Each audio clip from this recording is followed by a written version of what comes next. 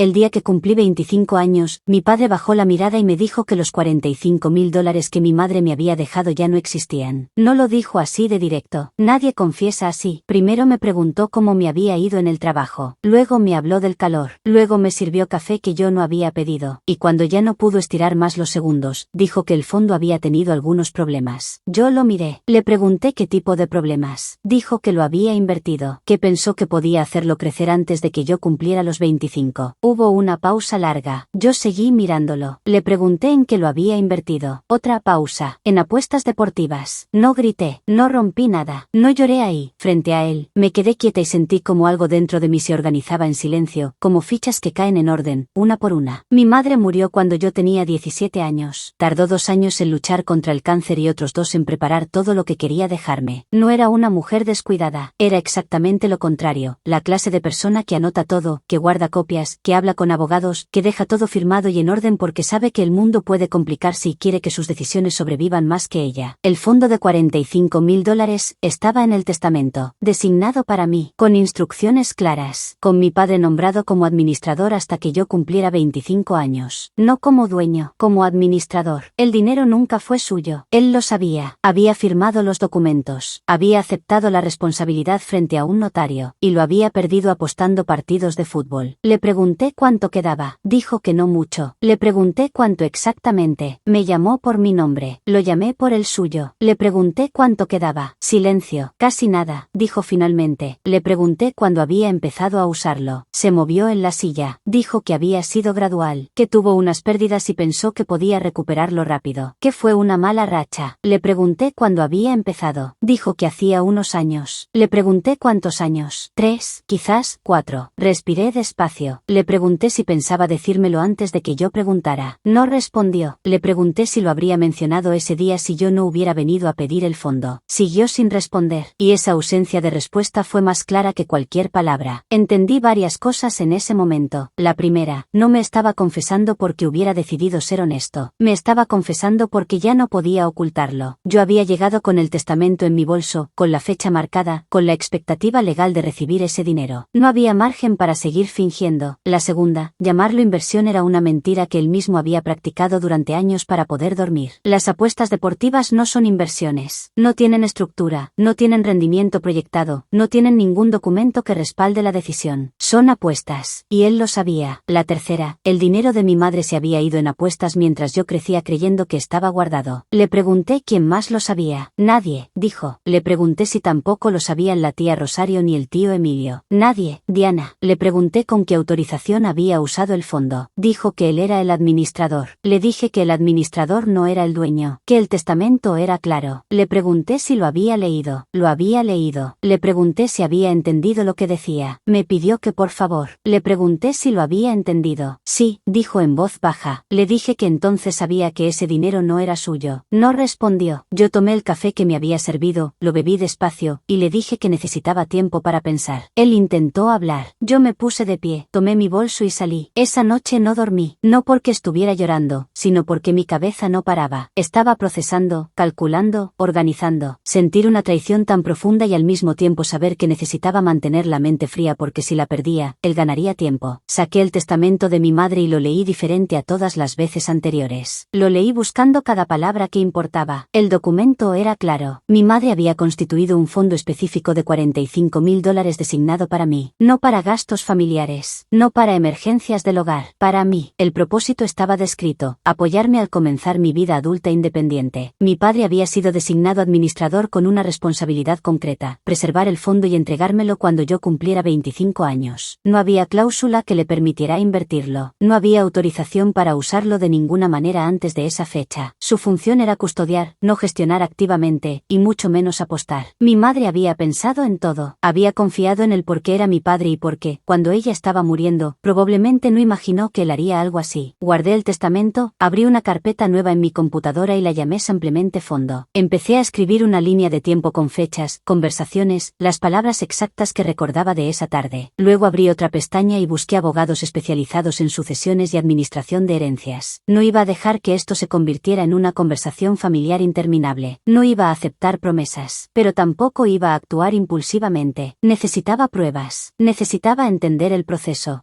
Necesitaba saber exactamente qué peso legal tenía lo que había pasado antes de mover cualquier pieza. 2 días después, mi padre me llamó. Dijo que quería explicarme mejor lo que había pasado, que nunca fue su intención quedárselo, que siempre quiso devolvérmelo, que pensó que antes de que yo cumpliera 25 tendría todo listo, que fue una mala racha que se fue acumulando. Le pregunté si durante 4 años. Me llamó por mi nombre otra vez. Le pregunté cuándo había pensado decirme que había una mala racha con el dinero que mi madre me dejó. Dijo que quería resolverlo antes de que yo tuviera que saberlo. Sentí algo parecido a la náusea. Quería resolverlo, como si fuera un problema suyo, como si el daño hubiera sido para él. Pidió que le diera 6 meses. Dijo que tenía un negocio que se estaba cerrando y que iba a tener liquidez, que me devolvería todo, que no hacía falta meter abogados, que lo podíamos resolver en familia. Le dije que lo pusiera por escrito. Silencio. Le aclaré lo que quería decir, el monto que debía, el plazo, la fuente del dinero, la fecha de pago. Todo por escrito y firmado. Me preguntó si de verdad necesitaba que su propio padre le firmara algo. Le dije que hacía 4 años él también era el administrador legal de mi fondo y que eso tampoco lo había detenido. Colgué. Anoté la conversación. Fecha, hora, palabras exactas. La abogada se llamaba Carmen Estrada. Llevaba 18 años trabajando en derecho sucesorio. Lo primero que hizo fue pedirme todos los documentos. Pasé los primeros 20 minutos de nuestra reunión entregándole copias, el testamento completo, el acta de defunción de mi madre, el nombramiento de mi padre como administrador, los documentos del expediente sucesorio que había solicitado en el archivo del juzgado. Ella leyó en silencio. Dijo que el caso era bastante claro en términos documentales, que mi madre había dejado un fondo designado para mí y que mi padre había sido nombrado administrador con una responsabilidad fiduciaria, que eso significaba que tenía obligación legal de preservar ese dinero, no de gestionarlo activamente, y mucho menos de disponerlo para uso personal o apuestas. Le pregunté qué implicaba eso. Dijo que no estábamos hablando de que mi padre hubiera cometido un error de inversión. Estábamos hablando de que usó dinero que legalmente no era suyo, que la figura se llamaba incumplimiento de deber fiduciario y que en algunos contextos podía constituir malversación de fondos testamentarios, que dependiendo de cómo se documentaran los movimientos, podía haber responsabilidad civil, y en casos extremos, penal. Le pregunté qué necesitaba para proceder. Dijo que más documentación, estados de cuenta del periodo en que el fondo debía estar custodiado, cualquier comunicación escrita con mi padre donde reconociera haber usado el dinero, registros de apuestas si existían, y la confesión verbal, que necesitábamos tratar de convertir en algo documentado. Le mencioné que me había ofrecido 6 meses y que cuando le pedí que lo pusiera por escrito, no quiso. Dijo que ese rechazo era significativo, que él entendía que firmar algo lo comprometía, por eso lo evitaba. Salí de esa reunión con una lista de cosas que necesitaba conseguir y una claridad que no había tenido desde el día de la confesión. Durante las 2 semanas siguientes, no confronté a mi padre. Lo llamé 2 veces. Conversaciones cortas, neutrales. No mencioné el fondo ni a la abogada. Mientras tanto, solicité al banco un informe de historial de cuentas vinculadas al expediente sucesorio. Revisé cada correo electrónico que mi padre me había enviado en los últimos 5 años buscando cualquier referencia indirecta al fondo. Encontré 3. En uno, del año anterior, escribió: el fondo está bien guardado, no te preocupes. En otro, de 2 años antes: cuando llegue el momento, vas a tener todo lo que necesitas. En el tercero, de 3 años atrás, respondiendo a una pregunta mía sobre si el dinero estaba seguro: claro que sí, tu madre dejó todo bien organizado y yo lo estoy cuidando. También encontré un mensaje de texto donde yo le había preguntado, de manera casual, si el fondo generaba algún interés. Él respondió: un poco, pero lo importante es que está intacto. Intacto. Guardé todo en la carpeta. Capturas de pantalla, correos descargados, fechas marcadas. Luego llamé a mi padre y le pedí los estados de cuenta del fondo desde que comenzó su administración. Le dije que los necesitaba para mis registros personales. Me preguntó para qué los necesitaba ahora. Le dije que eran parte de lo que me correspondía documentar, que el fondo era mío y quería saber su historia. Dijo que me los iba a buscar. Nunca llegaron. A los 10 días, mi padre me llamó con una propuesta. Dijo que había hablado con un amigo que le debía dinero, y que en cuanto ese amigo le pagara, me transferiría la mitad del fondo como gesto de buena voluntad. El resto lo organizaríamos en cuotas. Le pregunté cuándo le pagaba el amigo. Dijo que en unas semanas, tal vez un mes. Le pregunté si tenía algo firmado con él. Dijo que era un amigo, que era de palabra. Le pregunté por los estados de cuenta que había pedido. Dijo que los estaba buscando, que eran de hace años y estaban en cajas. Le expliqué que cuando un banco emite estados de cuenta los conserva, y que podía pedirlos directamente al banco. Dijo que sí, claro, que lo iba a hacer. Nunca lo hizo. Esa misma semana, Carmen envió la primera carta formal. Estaba dirigida a mi padre en su calidad de administrador designado del fondo testamentario. No era amenazante en el tono, pero era absolutamente precisa en el contenido. Exigía, en un plazo de 15 días hábiles, rendición exposición completa de cuentas del periodo de administración, estados de cuenta bancarios del fondo, explicación documentada de todos los movimientos realizados, propuesta formal de restitución con garantía, y reconocimiento expreso de su responsabilidad como administrador. La carta llegó un martes. El miércoles me llamó. Me preguntó si le había mandado una carta de abogado. Le dije que mi abogada había enviado una comunicación formal. Sí. Su voz tenía una mezcla de indignación y algo que empezaba a parecerse al miedo. Me preguntó si así trataba a su padre. Le dije que así trataba una situación legal. Dijo que esto lo podíamos hablar en familia, que no hacía falta llegar a eso. Le recordé que llevábamos semanas hablando en familia, que me había prometido estados de cuenta que no llegaron, dinero de un amigo que pronto le pagaría, 6 meses de plazo, cuotas, un negocio que se cerraba, que ninguna de esas promesas había venido con documentos, con fechas reales ni con garantías, que la carta era el siguiente paso lógico. Dijo que él me había criado. Le dije que lo sabía, y que también había firmado un documento legal aceptando la administración de un fondo que no le pertenecía, que las dos cosas eran verdad al mismo tiempo. Dijo que no era un criminal. Le dije que nadie estaba diciendo eso, que la carta decía que tenía 15 días para responder con documentos y una propuesta, que eso era todo. Luego dijo que mi madre estaría avergonzada de verme actuar así. Esa frase me dolió. Fue la primera vez en toda la situación que sentí el impulso de colgar y llorar, pero no lo hice. Le dije que mi madre había dejado un testamento con instrucciones específicas, que si algo la avergonzaría, no sería que yo lo defendiera. Colgué. Anoté la conversación, fecha, hora, frases exactas. 3 días después llamó la tía Rosario. Era la hermana mayor de mi padre, siempre la mediadora de la familia. Me dijo que mi padre estaba destrozado, que me contó lo que pasó y que yo le había mandado una carta de abogados. Le pregunté qué le había contado qué había pasado. Dijo que había tenido problemas con el dinero, que lo estaba pasando mal, que hizo lo que pudo pero las cosas no salieron como esperaba. Le expliqué lo que mi padre no le había dicho, que el fondo que mi madre dejó para mí en su testamento ya no existía, que mi padre lo había usado en apuestas deportivas durante al menos 4 años, que cuando fui a pedirlo el día que cumplí 25, me confesó que no había nada. Hubo silencio al otro lado. Dijo que él decía que fue una inversión que salió mal. Le dije que las apuestas deportivas no eran inversiones, y que aunque lo fueran, él no tenía autorización para hacer ningún movimiento con ese dinero, que era un fondo testamentario, que él era el custodio, no el dueño. Me dijo que era mi padre. Le dije que lo sabía. Me dijo que el dinero va y viene, pero que la familia no. Le dije que el dinero que había desaparecido no era mío de manera abstracta. Era lo último que mi madre había dejado para mí antes de morir, que ella había firmado documentos para protegerlo, y que él había decidido que su voluntad era opcional. La tía Rosario guardó silencio un momento. Luego me dijo que le diera tiempo, que ya bastante mal se sentía. Le dije que sentirse mal no devolvía el dinero ni reparaba lo que había hecho, que le había dado tiempo. Semanas, promesas que no se cumplieron, estados de cuenta que nunca llegaron, planes vagos sin documentos, que la carta formal era la consecuencia de todo eso. Me dijo que si lo denunciaba, lo iba a arruinar. Le dije que si las consecuencias de sus acciones lo arruinaban, eso era entre él y lo que había decidido hacer, que yo no podía ser responsable de protegerlo de las consecuencias de haber usado dinero que no era suyo. La tía Rosario terminó la llamada diciéndome que esperaba que lo pensara bien. Le dije que lo había pensado muy bien. Anoté la llamada. El tío Emilio llamó 2 días después. Dijo que mi padre había cometido un error, pero que llevarlo a juicio era excesivo. Le aclaré que no había iniciado ningún proceso judicial, que le había mandado una carta pidiendo documentos y una propuesta de pago. Dijo que se sentía como una amenaza. Le dije que era una comunicación legal formal, que si se sentía como una amenaza, quizás era porque él sabía lo que había hecho. Dijo que mi madre no habría querido vernos peleando así. Le dije que mi madre había dejado un testamento exactamente para evitar que yo quedara desprotegida, que defenderlo no era pelear con nadie, sino honrar lo que ella había decidido. Dijo que el dinero ya no estaba, que iba a hacer yo, crear más problemas. Le dije que iba a pedir que se restituyera, que eso no era crear problemas, sino ejercer un derecho. Me dijo que era muy dura. Le dije que era precisa. El tío Emilio colgó molesto. Yo anoté la conversación. A los 12 días de enviada la carta, mi padre respondió, pero no con los documentos solicitados. Envió una carta escrita de su puño y letra, sin abogado, donde decía que estaba en proceso de conseguir los estados de cuenta, que tenía una propuesta de pago en desarrollo, y que esperaba que pudiéramos resolver esto como familia antes de llegar a instancias más formales. Carmen leyó la carta y me dijo lo que yo ya sospechaba. Era otra táctica de dilación. No había números, no había fechas, no había garantías, no había reconocimiento explícito de responsabilidad. Le pregunté si respondíamos. Dijo que sí, con una segunda carta, esta vez con un plazo definitivo y las consecuencias específicas de no cumplirlo. Mientras tanto, seguía construyendo el expediente. A través de la información bancaria que pude pude obtener del expediente sucesorio, Carmen identificó la cuenta donde originalmente había sido depositado el fondo. Los movimientos iniciales eran claros, el dinero había entrado completo, pero a partir del tercer año de administración de mi padre, empezaron a aparecer retiros. Pequeños al principio, luego más frecuentes, luego más grandes. No eran retiros con justificación documentada, no había comprobantes de ningún tipo de inversión formal, eran transferencias a cuentas personales, y en algunos periodos, el dinero desaparecía en montos que coincidían con temporadas deportivas importantes. Lo que habían sido apuestas en la confesión de mi padre empezaba a tomar forma de patrón documentado. Carmen también encontró algo más. Aproximadamente 18 meses antes de que yo cumpliera 25, había habido un depósito parcial, como si alguien hubiera intentado reponer una parte del dinero, pero era significativamente menor al total que había salido, y días después volvían a aparecer retiros. Dijo que eso sugería que en algún momento él había intentado cubrir las pérdidas, probablemente cuando empezó a calcular que se acercaba la fecha en que yo tendría que pedir el fondo. Le pregunté si eso nos ayudaba. Dijo que sí, que nos ayudaba a demostrar que era consciente de lo que había hecho y que sabía que tenía que devolver el dinero, que eso eliminaba cualquier argumento de que había sido un error involuntario. 3 días antes de que venciera el plazo de la segunda carta, mi padre me pidió que nos reuniéramos, pero no en su casa, en la casa de la tía Rosario. Me dijo que la familia quería estar presente para ayudar a encontrar una solución. Entendí exactamente lo que significaba. Quería público, quería testigos emocionales que pudieran presionarme, quería transformar una conversación sobre responsabilidad legal en una reunión familiar donde yo sería la villana si no cedía. Aún así, fui. Había 7 personas en esa sala. Mi padre, la tía Rosario, el tío Emilio, una prima llamada Valentina que casi no me conocía, el abuelo Félix que tenía 81 años y escuchaba con dificultad, y 2 tíos que yo veía en Navidad. Mi padre habló primero. Se veía cansado. Había perdido peso. Se dirigió a la sala más que a mí. Dijo que había cometido un error grave, que lo reconocía, que había intentado hacer algo con el dinero y había salido mal, que estaba avergonzado, pero que Diana era su hija y que no quería que esto se convirtiera en una guerra legal, que quería pagarle todo. La tía Rosario asintió. El abuelo Félix miraba a la mesa. Yo esperé a que terminara. Le pregunté cuándo iba a pagar. Dijo que estaba trabajando en eso. Le pregunté con qué garantía. Dijo que era mi padre. Le dije que eso ya lo habíamos establecido. Le pregunté qué garantía concreta podía ofrecer. Dijo que iba a vender el coche, que tenía una propiedad que podía hipotecar. Le pregunté si tenía esos procesos iniciados. Dijo que estaba en eso. Le pregunté cuánto tiempo llevaba en eso. Silencio. La tía Rosario intervino para decir que él estaba haciendo un esfuerzo. Le dije a todos que llevaba semanas escuchando que estaba en eso y trabajando en eso y pronto, que necesitaba fechas, montos, documentos, un plan real. Valentina preguntó si no podía darle tiempo. Le expliqué que le había dado tiempo desde el primer día que cumplí 25, que le di tiempo cuando prometió el dinero del amigo, que le di tiempo cuando dijo que cerraba un negocio, que le di tiempo cuando mandé la carta y esperé los 15 días, que el tiempo ya se había agotado como recurso de buena voluntad. El tío Emilio dijo que no destruyera a la familia por $45.000. Le dije que no estaba destruyendo nada, que estaba respondiendo a lo que él había hecho con un fondo que no era suyo. Alguien dijo que el dinero va y viene. Le dije que el dinero que va y viene no era el problema, que el problema era que ese dinero tenía un origen específico, una designación específica y una responsabilidad legal específica, que no era dinero genérico, era lo que mi madre había dejado para mí antes de morir. El abuelo Félix levantó la cabeza y dijo, en voz baja, que mi madre quería que fueran una familia. Sentí el peso de esa frase y lo que quería hacer, usar a mi madre como argumento para que yo cediera. Le dije que mi madre también quería que yo estuviera protegida, que eso lo había dejado por escrito, que los dos deseos existían, pero que uno de ellos tenía documentos firmados y el otro era una interpretación que hacíamos nosotros ahora. Mi padre me miró y me pidió 3 meses. Solo 3 meses. Juró que para entonces tendría algo real para ofrecerme. Le dije que si para el vencimiento de la segunda carta no había una propuesta documentada, firmada y con garantía real, el proceso continuaba. Me puse de pie, les dije que había venido porque me lo pidieron, que había escuchado, pero que no vine a aceptar promesas nuevas, que vine para decirles en persona que seguía esperando documentos. Salí sin que nadie dijera nada más. La segunda carta venció sin respuesta adecuada. Mi padre envió un papel escrito a mano donde prometía pagar la cantidad íntegra en un plazo de 90 días naturales, sin especificar cómo, sin garantía adjunta, sin ningún documento bancario. Carmen lo archivó y me explicó que era otra promesa sin estructura, que legalmente no valía nada como garantía porque no tenía mecanismo de cumplimiento ni consecuencia clara en caso de incumplimiento, que lo guardábamos como evidencia de que siguió sin cumplir, pero que no lo aceptábamos como respuesta. Le pregunté qué seguía. Dijo que íbamos a presentar una solicitud de rendición judicial de cuentas dentro del expediente sucesorio, acompañada de una acción civil por incumplimiento de deber fiduciario y restitución del fondo, que el juez podía exigirle que entregara todos los registros bajo apercibimiento, y que si no los tenía porque el dinero ya no existía, debería responder patrimonialmente. Firmé la autorización para iniciar el proceso. La notificación judicial llegó a mi padre un jueves por la mañana. Me enteré porque esa misma tarde me llamó. No era la voz del padre indignado de las semanas anteriores. Era algo diferente, más bajo, más apretado. Dijo mi nombre. Hizo una pausa. Dijo que había recibido la notificación. Le dije que sí. Me preguntó si de verdad iba a hacer eso. Le dije que ya lo había hecho. Dijo que no pensó que llegaría tan lejos. Le dije que llevaba semanas diciéndole lo que iba a pasar si no había una respuesta real. Que nada de eso era sorpresa. Dijo que iba a perderlo todo. Que si eso seguía, iba a perderlo todo. Le dije que llevaba 4 años perdiendo el dinero de su hija. Que eso ya había pasado. Que lo que estaba pasando ahora era que había consecuencias. Me preguntó si quería verlo destruido. Respiré. Le dije que quería que me devolviera lo que mi madre me había dejado. Que eso era lo único que quería. Dijo que podíamos firmar algo ahora. Que podía hacer una propuesta real ahora. Le dije que debió haberla hecho hacía 2 meses, cuando mandé la primera carta. O hacía 6 semanas, cuando mandé la segunda. Que las propuestas reales habían tenido un momento y ese momento había pasado. Me dijo que no le hiciera eso. Le dije que yo no había hecho eso. Que yo solo había dejado de cubrirlo. Colgué. Anoté la conversación. En los días siguientes, la dinámica familiar cambió. La tía Rosario me llamó llorando. Me dijo que mi padre no dormía, que había bajado más de peso, que estaba destruido. Le dije que lo sentía, pero que eso no cambiaba la situación. El tío Emilio me envió un mensaje de texto que decía que esperaba que estuviera orgullosa. No respondí. Valentina me escribió en una red social para decirme que era muy fría para ser hija. La bloqueé. Pero algo interesante también ocurrió. Algunos familiares que habían estado callados empezaron a acercarse con preguntas diferentes. No para presionarme, sino para entender. Una tía lejana me llamó y me preguntó con cuidado qué había pasado exactamente. Se lo expliqué. Al final dijo que no sabía que era tanto tiempo, que pensó que había sido una decisión reciente. Otra prima me escribió un mensaje breve. No te doy la razón en voz alta porque me complica la familia, pero sé que tienes razón. El relato que mi padre había construido, el de la hija ingrata que demandaba a su padre por dinero, empezaba a agrietarse cuando la gente conocía los detalles reales. Mi padre contrató abogado. Era un licenciado que había trabajado principalmente en derecho laboral y que, según lo que Carmen pudo evaluar por los escritos iniciales, no tenía experiencia sólida en derecho sucesorio. Su primer movimiento fue presentar un escrito donde argumentaba que mi padre había actuado de buena fe al intentar hacer crecer el fondo para beneficio de la beneficiaria, y que cualquier pérdida había sido resultado de condiciones del mercado impredecibles. Carmen me leyó el escrito y lo dejó sobre la mesa. Dijo que estaban intentando presentar las apuestas deportivas como gestión de inversiones, que eso era un problema para ellos, no para nosotros, porque los registros bancarios no mostraban ninguna operación de inversión formal, que no había broker, no había valores, no había ningún instrumento financiero, que había transferencias a cuentas personales y retiros en efectivo. Le pregunté qué hacíamos. Dijo que presentaríamos la información bancaria con nuestro análisis, que le pediríamos al juzgado que requiriera a mi padre identificar específicamente en qué mercado había realizado esas inversiones, con qué intermediario, bajo qué contrato, que cuando no pudiera responder, el argumento caería solo. El escrito de la defensa también argumentaba que yo, como hija de mi padre y conocedora de la situación familiar, había dado consentimiento tácito al manejo del fondo, que mi silencio durante los años de administración podía interpretarse como aprobación implícita de las decisiones tomadas. Carmen dijo que era el argumento más débil que tenían, pero el más hiriente, que estaban diciendo que si no protesté es porque aprobaba. Le dije que no sabía lo que estaba pasando, que él me había asegurado por escrito que el fondo estaba intacto. Dijo que exactamente, que esos correos que guardé eran la refutación directa de ese argumento, que él me había informado activamente que el fondo estaba bien, que no había habido silencio, sino engaño activo. Presentamos los correos. El del año anterior, el fondo está bien guardado, no te preocupes. El de 2 años antes, cuando llegue el momento, vas a tener todo lo que necesitas. El de 3 años atrás, claro que sí, tu madre dejó todo bien organizado y yo lo estoy cuidando. Y el mensaje de texto, un poco, pero lo importante es que está intacto. 4 documentos escritos. 4 afirmaciones de que el fondo estaba a salvo, emitidas mientras el dinero desaparecía. El argumento del consentimiento tácito no volvió a aparecer en los escritos de la defensa. El juzgado requirió a mi padre que presentara una rendición de cuentas completa del periodo de administración. Lo que presentó era incompleto. Faltaban los estados de cuenta del primer año. Los del periodo intermedio tenían meses sin información. Los comprobantes de inversión que adjuntó eran capturas de pantalla de plataformas de apuestas en línea donde aparecía su nombre de usuario, sin que quedara claro el monto apostado ni el resultado. También había inconsistencias. En su rendición de cuentas decía que el fondo había tenido ciertos saldos en fechas específicas, meses, pero la información bancaria que nosotros habíamos obtenido mostraba cifras diferentes para esos mismos periodos. En algunos meses, él declaraba que el fondo tenía $20.000 cuando los registros mostraban que ya había bajado a 12. En otro periodo, decía que había realizado un depósito de recuperación por $8.000 cuando el depósito real había sido de $3.000 y 4 días después había vuelto a sacar dinero. Carmen preparó un análisis comparativo, columna por columna, lo que él decía contra lo que los registros bancarios mostraban. Dijo que había intentado maquillar los números. Le pregunté si eso era relevante para el proceso. Dijo que era muy relevante, que no solo estábamos ante un administrador que había incumplido su deber, que estábamos ante uno que había presentado información falsa al tribunal en su rendición de cuentas, que eso cambiaba el peso del caso. 2 semanas después de que presentamos el análisis comparativo, el abogado de mi padre solicitó una reunión de mediación. Yo llegué acompañada de Carmen. Mi padre llegó con su abogado. No había familiares esta vez. El abogado de mi padre habló primero. Dijo que su cliente reconocía algunas irregularidades en la administración del fondo, que lamentaba el daño causado, y que estaba dispuesto a llegar a un acuerdo para evitar costos emocionales y económicos adicionales para ambas partes. Carmen tomó la palabra. Dijo que el reconocimiento de irregularidades era insuficiente, que el señor había sido designado administrador con responsabilidad fiduciaria clara, que había usado el fondo de manera no autorizada durante al menos 4 años, que había presentado información falsa en su rendición de cuentas al tribunal, y que había realizado comunicaciones escritas a su hija asegurándole que el fondo estaba intacto mientras lo liquidaba, que no hablábamos de irregularidades, que hablábamos de incumplimiento grave de deber fiduciario con evidencia de ocultamiento activo. El abogado contrario dijo que su cliente estaba dispuesto a pagar. Carmen preguntó cuánto, cuándo y con qué garantía. Mi padre habló entonces por primera vez, dirigiéndose a mí directamente. Dijo que sabía que yo no tenía razones para confiar en él, pero que eso le estaba costando todo, que estaba dispuesto a firmar lo que fuera. Lo miré. Le pregunté en qué apostaba, si fútbol, baloncesto, otros deportes. Hubo un silencio incómodo. Dijo que principalmente fútbol. Le pregunté durante cuántos años. Dijo que desde antes de lo que había dicho, desde que mi madre murió. Era la primera vez que lo decía en términos tan directos. Desde que mi madre murió. Eso significaba que el patrón había comenzado prácticamente desde el inicio de su administración, que nunca tuvo intención real de preservar el fondo, que la posibilidad de que el dinero sobreviviera había sido mínima desde el principio. Le pregunté por qué lo llamaba inversión. Dijo que porque así se lo decía a sí mismo, para poder seguir. Le pregunté si cuando perdía, apostaba más para recuperar. Dijo que sí. Le pregunté si cuando yo le preguntaba por el fondo, me decía que estaba intacto porque creía que iba a poder reponerlo antes de que yo cumpliera 25. Dijo que sí. Le pregunté si llegó el momento en que supo que no iba a poder. Hubo un largo silencio. Dijo que sí. Le pregunté cuándo. Dijo que hacía unos 2 años. Le dije que y sin embargo había seguido diciéndome que estaba intacto. No respondió. Le dije que tenía un mensaje de hacía 1 año donde me decía que estaba bien guardado. Silencio. Carmen puso una hoja sobre la mesa. Era la propuesta de acuerdo que habíamos preparado. Restitución del monto completo de $45.000. Intereses calculados desde la primera disposición no autorizada del fondo. Costos legales. Plan de pago con garantía real. La hipoteca de su propiedad, que él mismo había mencionado semanas antes. Plazo máximo de 18 meses con cuotas mensuales. Reconocimiento expreso de responsabilidad. Cláusula de incumplimiento que activaba embargo automático. El abogado de mi padre revisó la hoja. Dijo que era una cantidad considerable más los intereses. Carmen dijo que era la consecuencia de disponer de dinero ajeno durante 4 años. Mi padre me miró y preguntó si no había manera. Le dije que no. Me preguntó si ni siquiera. Le dije que no. Hubo un silencio largo en esa sala. Su abogado dijo que necesitaba consultarlo. Carmen respondió que tenían 5 días, que después de eso, continuábamos con el proceso y el juez decidía. 4 días después, el abogado de mi padre envió un correo. Aceptaban los términos principales. Pedían ajuste en el plazo, 24 meses en lugar de 18, y pedían que el reconocimiento de responsabilidad fuera menos explícito en el lenguaje. Carmen me lo consultó. Dijo que el plazo de 24 meses era razonable si la hipoteca estaba como garantía, que el lenguaje del reconocimiento no lo íbamos a suavizar, que necesitaba quedar claro que él reconocía haber incumplido su deber fiduciario, no solo que había habido dificultades en la administración. Le dije que aceptaba los 24 meses si la hipoteca se formalizaba antes de firmar, que el lenguaje no se tocaba. Así quedó. El acuerdo se firmó un miércoles por la mañana, en presencia de ambos abogados y ante notario. Mi padre firmó un documento donde reconocía expresamente haber incumplido su deber fiduciario como administrador del fondo testamentario, haber dispuesto del dinero sin autorización, haber presentado información inexacta en su rendición de cuentas inicial, y comprometerse a restituir el monto completo más intereses en un periodo de 24 meses, con la hipoteca de su propiedad como garantía ejecutable en caso de incumplimiento de cualquier cuota. Yo firmé como beneficiaria, aceptando los términos del acuerdo sin renunciar a ningún derecho en caso de incumplimiento. Cuando terminamos, el notario retiró los documentos para certificarlos. Mi padre y yo nos quedamos un momento en la sala, solos por primera vez sin abogados presentes. Me miró, dijo que había perdido el dinero, pero que no quería perderme a mí. Lo miré un momento antes de responder. Le dije que me había perdido cada vez que prometió devolver algo que ya sabía que no tenía, que me había perdido cuando me escribía que el fondo estaba intacto y ya había apostado la mitad, que me había perdido en cada mensaje tranquilizador que me mandó mientras el dinero de mi madre desaparecía. Dijo que no había sido así de calculado. Le dije que no necesitaba ser calculado para ser una traición. Dijo que era mi padre. Le dije que lo era, y que por eso dolía como dolía, pero que el amor no eliminaba la responsabilidad, que firmar ese documento no había sido una agresión de mi parte, que había sido la única manera de que hubiera algo real detrás de sus palabras. Bajó la mirada. Dijo que no sabía cómo arreglar eso. Le dije que cumpliera el acuerdo, que eso era lo primero. Salí a la calle con Carmen. Me preguntó cómo me sentía. Pensé antes de responder. Le dije que como si hubiera terminado algo y hubiera empezado otra cosa al mismo tiempo. Me dijo que era normal. Le pregunté si creía que iba a cumplir. Dijo que tenía incentivo fuerte para hacerlo, que la hipoteca era real y el embargo sería ejecutable, que si no pagaba, perdía más que si pagaba, que los números lo favorecían emocionalmente en la dirección correcta, que si no lo hacía, volveríamos al proceso y teníamos el acuerdo firmado como título ejecutivo. Le di las gracias. No era una gratitud genérica, era específica. Ella había convertido meses de documentos, fechas y dolor en algo que tenía consecuencias reales. Esa tarde fui a donde guardaba las cosas de mi madre, algunas fotografías, cartas que ella me había escrito durante sus últimos meses cuando ya no podía hablar bien, y una caja pequeña donde había guardado los documentos importantes. El testamento original estaba ahí, en una carpeta de cartón. Lo saqué y lo leí una vez más, no para encontrar nada nuevo, sino para sentir el peso de lo que representaba. Mi madre había pasado meses organizando eso. Enferma, débil, con días malos y días peores, había encontrado la energía para asegurarse de que yo estuviera protegida después de que ella se fuera. Había hablado con el abogado, había firmado los documentos, había sido específica y clara en cada instrucción porque sabía que el mundo podía complicarse y quería que su voluntad sobreviviera más que ella. La tía Rosario me contó años después que mi madre había tenido que ir al notario en silla de ruedas, 2 semanas antes de que ya no pudiera salir de la cama. Había ido en silla de ruedas para asegurarse de que yo tuviera ese fondo, y alguien había apostado ese esfuerzo en partidos de fútbol. No lloré ahí, ya había llorado antes, en momentos privados, cuando la magnitud de la traición me alcanzaba de maneras que no podía controlar completamente. Pero esa tarde, leyendo el testamento, sentí algo más cercano a la claridad que al dolor. Había defendido eso. Había pasado meses de presión familiar, de promesas vacías, de acusaciones de ser fría o materialista o ingrata, y al final había un documento firmado con consecuencias reales. No era solo dinero. Nunca había sido solo dinero. Era la demostración de que la voluntad de mi madre importaba, que lo que ella había dejado escrito no podía ser borrado con excusas ni con apelar a mis emociones como hija, que una responsabilidad legal es una responsabilidad legal, no una sugerencia. Guardé el testamento de vuelta en la carpeta. La tía Rosario me llamó la semana siguiente. Su tono había cambiado. Era más cauteloso. Dijo que había sabido que habíamos llegado a un acuerdo. Le dije que sí. Me preguntó cómo estaba. Le dije que bien. Dijo que no sabía todos los detalles, que mi padre le había contado una versión muy general, que cuando se enteró de cuánto tiempo había estado pasando y de los mensajes que me mandaba diciéndome que el fondo estaba intacto, se había dado cuenta de que no era lo que él le había dicho. Le dije que no hacía falta que me explicara nada. Dijo que quería que supiera que no me culpaba, que creía que había hecho lo que tenía que hacer. Le di las gracias. Me preguntó si podíamos seguir viéndonos. Le dije que sí, pero que no iba a hablar del tema en reuniones familiares, que si alguien lo sacaba, me retiraba de la conversación. Dijo que entendido. La tía Rosario fue la única de los familiares que llamó para decirme eso. Los demás guardaron silencio. Algunos, como el tío Emilio, redujeron el contacto. Otros siguieron como si nada hubiera pasado, que era su manera de evitar cualquier conversación incómoda. No me molestó. Ya no esperaba validación familiar para saber que había hecho lo correcto. El primer pago llegó puntual, el día estipulado en el acuerdo. Era la primera cuota del plan. No era la cantidad total, pero era exacta, era real y llegó cuando debía. Lo anoté en la carpeta, no porque desconfiara, sino porque el registro era parte del proceso hasta que el monto completo estuviera saldado. 2 meses después del acuerdo, mi padre me pidió que almorzáramos. Lo acepté con duda, pero también con la claridad de que evitarlo indefinidamente no era una posición que yo quería mantener. Llegué al restaurante que eligió. Ya estaba sentado. Se veía diferente a como lo recordaba de la mediación. Más organizado, tal vez, o simplemente más resignado a la realidad realidad de lo que había pasado. Pedimos. Comimos un rato en silencio. Me preguntó cómo iba el trabajo. Le dije que bien. Me preguntó si había seguido con el proyecto que mencioné hacía meses. Le dije que sí. Otro silencio. Dijo que sabía que las cosas entre nosotros no iban a volver a ser lo que eran. Que lo entendía. Que solo quería verme y asegurarse de que estaba bien. Le dije que estaba bien. Me preguntó si tenía algo que quería decirle. Pensé. Le dije que podía seguir siendo mi padre, pero que no volvería a ocupar un lugar donde su culpa pesara más que mi tranquilidad. Que no iba a cargar con la responsabilidad de hacerlo sentir perdonado antes de que el daño estuviera reparado. Y que no iba a pretender que lo que había pasado no había cambiado cosas permanentemente, porque si las había cambiado. Me preguntó qué significaba eso en la práctica. Le dije que podíamos comer juntos de vez en cuando, que podía llamarlo si necesitaba algo, que no era su enemiga, pero que la cercanía que teníamos antes requería una confianza que él había elegido romper durante 4 años. Que reconstruir algo así, si era posible, tomaba tiempo y consistencia, no declaraciones. Asintió despacio. Me preguntó qué podía hacer. Le dije que cumpliera el acuerdo, lo mismo que le dije afuera del notario, que eso era lo primero y lo más concreto. Dijo que lo estaba haciendo. Le dije que lo sabía, y que lo estaba viendo. Terminamos el almuerzo. No fue emotivo ni resolutivo de manera dramática. Fue una comida entre dos personas que tenían una historia complicada y que estaban aprendiendo, cada una por su lado, cómo vivir con lo que había pasado. Me despedí en la puerta. Me dio un abrazo breve. Yo lo dejé. Han pasado 7 meses desde el acuerdo. Los pagos han llegado puntualmente cada mes. No con entusiasmo, no con mensajes emotivos, sino con la regularidad concreta de alguien que entiende que incumplir tiene consecuencias más graves que cumplir. En ese tiempo he aprendido cosas que no habría aprendido de otra manera. La primera, la presión familiar es una forma de administrar la incomodidad de otros, no de ayudarte. Cuando la tía Rosario me llamaba llorando, no estaba intentando ayudarme. Estaba intentando eliminar la tensión que la situación le generaba a ella. Cuando el tío Emilio me decía que el dinero va y viene, no estaba considerando mi situación. Estaba considerando la suya, la de no tener que elegir entre la lealtad a su hermano y la justicia hacia mí. La presión familiar raramente viene de un análisis de lo que es correcto. Viene del deseo de que el conflicto desaparezca lo antes posible. La segunda, documentar no es desconfiar. Documentar es proteger. Cada mensaje que guardé, cada conversación que anoté, cada fecha que registré fue lo que hizo posible que el caso tuviera fundamento. La disciplina de registrar todo no me hizo fría, me hizo efectiva. La tercera, hay una diferencia entre perdonar y renunciar. Perdonar es un proceso interno, personal, que no tiene plazos ni tiene que anunciarse. Renunciar es una acción externa que tiene consecuencias legales y emocionales reales. Yo no estaba obligada a renunciar a mis derechos como condición para demostrar que era una buena hija. Esas dos cosas no tienen relación. La cuarta, las promesas usadas para dilatar son una forma de agresión pasiva. No son gestión de buena fe, son la estrategia de alguien que espera que el tiempo lo salve de las consecuencias de sus acciones. Cada dame 3 meses, cada tengo un negocio cerrándose, cada un amigo me debe dinero, era una forma de pedirme que suspendiera mi proceso mientras él esperaba que yo me cansara o me ablandara. Reconocer esa dinámica fue lo que me permitió no quedarme atrapada en ella. La quinta, dejar de cubrir a alguien no es destruirlo. Cuando la familia decía que yo iba a arruinarlo, la implicación era que yo tenía algún tipo de responsabilidad sobre las consecuencias de sus propias acciones. Pero las consecuencias no las creé yo, las creó él con cada retiro no autorizado, con cada apuesta, con cada mensaje tranquilizador que me mandaba mientras el fondo desaparecía. Lo que yo hice fue negarme a seguir siendo el escudo que las absorbía. Mi madre no murió de manera simple, murió despacio, con tiempo para ver venir el final, con tiempo para pensar en lo que dejaba, y eligió usar parte de ese tiempo en asegurarse de que yo estuviera protegida. Eso no fue un acto administrativo, fue amor en su forma más concreta, no palabras, no intenciones, sino acciones que sobrevivirían su ausencia. Cuando mi padre usó ese fondo en apuestas, no solo me quitó dinero, borró el esfuerzo de mi madre, convirtió en irrelevante algo que ella había hecho con lo que le quedaba de energía, y luego, durante 4 años, me miró a los ojos y me dijo que ese esfuerzo seguía intacto. Eso fue lo que hizo que fuera imposible tratarlo como un simple error financiero. No era una pérdida, era la eliminación deliberada de algo que alguien que ya no podía defenderse había creado para protegerme. Defender el fondo fue también defender a mi madre. Fue decir que lo que ella dejó escrito importaba, que su voluntad tenía peso, que no podía ser borrada con excusas emocionales ni con apelar a la unidad familiar. Hubo momentos en que quise rendirme, no porque las promesas de mi padre fueran convincentes, sino porque el costo emocional del proceso era alto. Hubo noches en que pensé que sería más fácil aceptar alguna cantidad menor y terminar con todo. Hubo momentos en que la presión familiar me hizo sentir exactamente lo que querían que sintiera, que era yo quien estaba creando el problema. Pero entonces recordaba el testamento, recordaba a mi madre yendo al notario en silla de ruedas, recordaba los mensajes donde mi padre madre me aseguraba que el fondo estaba intacto mientras lo perdía. Y la claridad regresaba. El tío Emilio nunca me llamó para disculparse. No lo espero. La tía Rosario y yo nos vemos ocasionalmente. La relación es diferente, más medida, pero no está rota. Mi padre y yo nos comunicamos con una regularidad baja pero consistente. Los pagos llegan. Las conversaciones son cortas. Hay una distancia que ninguno de los dos menciona explícitamente, pero que ambos reconocemos. No es hostilidad. Es la distancia natural entre dos personas cuando una de ellas ha redefinido los términos de la relación y la otra está aprendiendo a vivir con eso. No sé si algún día la distancia se reduce. No lo estoy buscando activamente. Lo que sé es que no voy a fingir que es menor de lo que es para hacer a alguien sentir mejor. La carpeta que empecé el día que mi padre me confesó sigue en mi computadora. Tiene subcarpetas ahora. Una para los correos. Una para los documentos legales. Una para los registros de pagos del acuerdo. Una para la correspondencia con Carmen. No la voy a borrar cuando el acuerdo esté saldado. No porque quiera seguir en guerra, sino porque es el registro de algo que pasó y que importa. Es el registro de que documentar funciona, de que actuar con calma funciona, de que la presión emocional no tiene que ganar si uno tiene claridad sobre lo que está defendiendo. Es también el registro de que yo estaba prestando atención, que no me dejé convencer de que lo que pasó fue un error menor, una mala racha, algo que se resuelve con abrazos y promesas, que entendí la diferencia entre un administrador y un dueño, entre custodiar y apropiarse, entre un error y una cadena de decisiones. Hace 2 semanas encontré entre las cosas de mi madre una carta que nunca había visto. La tía Rosario me la entregó, un poco avergonzada, diciéndome que la había guardado pensando que no era el momento de dármela y que después se le había olvidado. Era una carta que mi madre escribió semanas antes de morir, dirigida a mí, con su letra que para entonces ya era irregular por el temblor. No voy a reproducir todo lo que decía, pero había una parte que releí varias veces. Decía que había dejado todo lo que pudo organizar para que yo no dependiera de la buena voluntad de nadie. No porque desconfiara de las personas que me rodeaban, sino porque la vida es complicada y quería que yo tuviera algo que fuera inequívocamente mío. Inequívocamente mío. Eso fue lo que ella intentó dejarme. Y eso fue lo que yo defendí. No peleé por dinero. Peleé porque mi madre dejó algo claro, firmado y protegido, y alguien decidió que su voluntad era opcional. No me arrepiento de nada de lo que hice. Ni de contratar a Carmen, ni de mandar las cartas, ni de no ceder ante las promesas, ni de iniciar el proceso formal, ni de sentarme en esa mediación y no mover los términos. Proteger lo que ella dejó no fue egoísmo. Fue la única respuesta honesta que podía darle a lo que hizo con lo que le quedaba de fuerza. Las apuestas se llevaron el fondo, pero no se llevaron mi derecho a reclamarlo, ni la voluntad de mi madre al dejarlo, ni la claridad de lo que significaba defenderlo. Eso no se apuesta. Eso no se pierde.